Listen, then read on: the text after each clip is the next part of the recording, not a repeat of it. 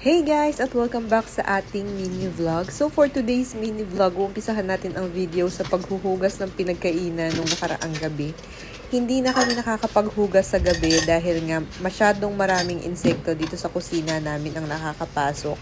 Yung likod kasi ng bahay namin guys is bukid na, and kahit anong screen yung ilagay namin talagang hindi namin alam saan sila nanggagaling, kaya hindi na kami nakakapaghugas sa gabi dahil nga sa sobrang daming insekto, and makati siya kapag dumadapo na nga sa inyo or sa balat namin. Kaya ayan, sa umaga na lang namin hinuhugasan yung pinagkainan namin ng gabi para nga hindi na nga kami makagat ng insekto. Kawawa kasi dahil nga may baby kami, and baka mamaya may kumapit sa damit namin, hindi namin mapansin. Pagpasok namin sa kwarto sumama nga at makagat pa nga yung baby namin. Habang naghuhugas nga ako dyan, nagpainit na rin ako ng tubig para nga sa aming kape at chocolate drink.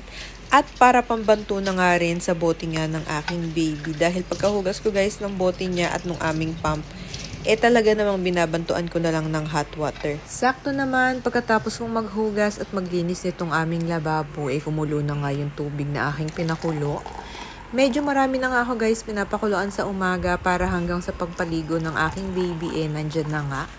And ayan nga pala yung aming iniinom pag morning coffee and chocolate drink. Alam nyo naman, ganyan lang talaga pag morning, di ba? Parang hindi mabubuo yung araw nyo kapag hindi kayo humigop ng kape or kaya naman is chocolate drink, Milo or ganyan, Swiss Miss.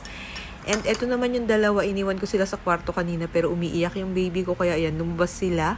Tingnan nyo naman, dilat na dilat guys. Sobrang aga niyang gumigising, as in 5 AM pa lang gising na siya at gusto nang lumabas. Pero hindi nga pwede. Eto naman guys, after naming mag-coffee, naglaba nga ako ng mga damit niya dahil wala na siyang damit. Ang lakas niya magdamit. At nung kinahapunan naman, ito nga at tumingin nga kami ng sidecar ng motor. Ito nga guys, yung preferred kong sidecar. Ganito na din yung uso sa aming sidecar, as in kolong-kolong. Naghahanap kami, nabubuksan yung gilid at nabubuksan nga yung likod. Magaganda na nga din yung mga design nila. Nagkakatalo lang sila guys sa presyo. Yung iba kasi talaga sobrang mahal nga. At yun lang, tapos na.